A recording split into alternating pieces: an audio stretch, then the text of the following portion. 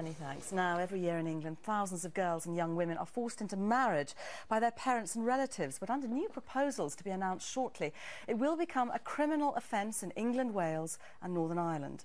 The proposals would mostly affect girls from Pakistani, Bangladeshi and Indian communities. Well,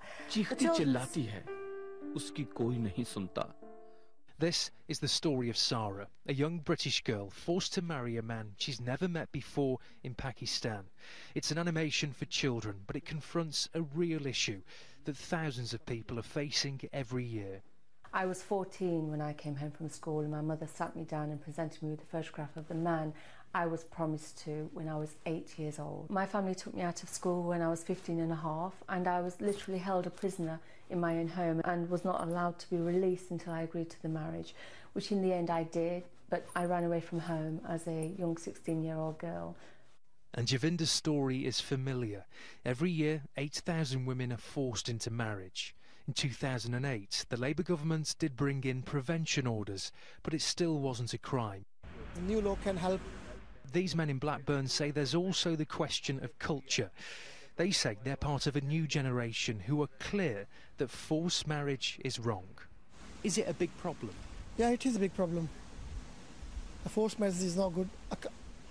It's not acceptable. This is cultural problem, yeah. Some people do like cultural problem. They want to marry their own families. The new law on forced marriage will be brought in next year, along with training for the police and local councils. The hope is that this new law will make stories like Sarah's a thing of the past. Ed Thomas, BBC News, Blackburn. Well, the children's charity Plan UK has been campaigning to end early and forced marriages around the world. Leigh Daynes is the director of Advocacy and joins us now from our central London studio. Leigh Daynes, thank you for coming on the programme. Putting parents into prison over this, is that going to help? Well, the government is to be commended today for taking this important first step towards ending this pernicious practice in the UK, a practice which has devastating consequences on boys and girls, but most especially on girls, because of course it not only denies them their choice if, when and who to marry, but it also potentially has devastating consequences on their health and well-being by denying them the choice if and when to have children, and that can have terrible consequences for those individual girls. But this is just one step towards tackling this practice, as well as criminalisation, and there is a genuine concern that Plan has that may deter some girls from coming forward to raise the issue with those that may be able to support and assist her. Criminalisation must come with a robust and properly resourced prevention programme, which is why Plan is the first charity to have made a resource for schools, a short film which raises awareness of the issues and directs pupils and teachers in how to tackle the issue when it arises amongst their peer groups and their friends and in the communities in which they live. So we're talking about education as well, not just for the parents of these young women, but also for the schools and the teachers.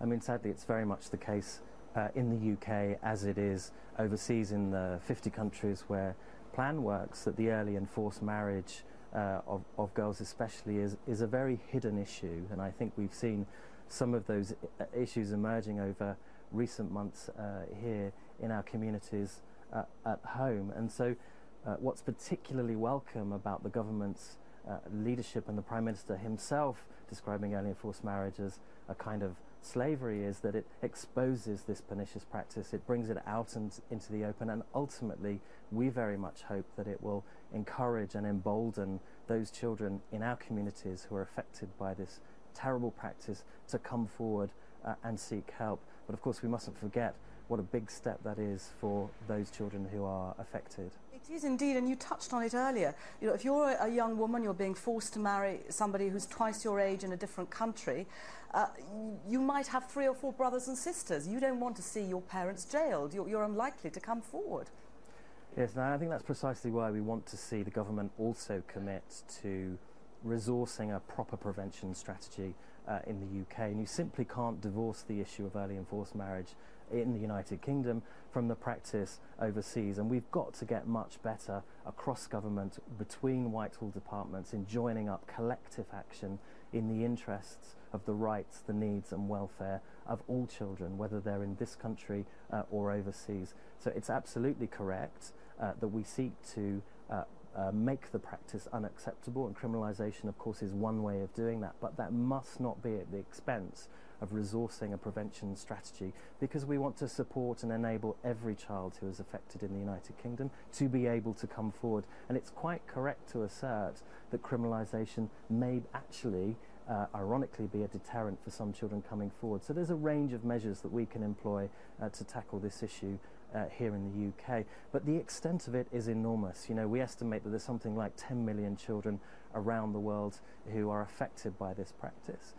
And the most severe consequence that I've seen in my experience of Plan, overseas especially, is that it ends a girl's education. It denies her the opportunity to fulfil her potential, to be all that she can be. It's not only a gross violation of a girl's rights, but it effectively ends her future. That simply has to stop, but we have to deploy every tool and every tactic at our disposal in order to do that. So a welcome first step, but let's see more action on prevention.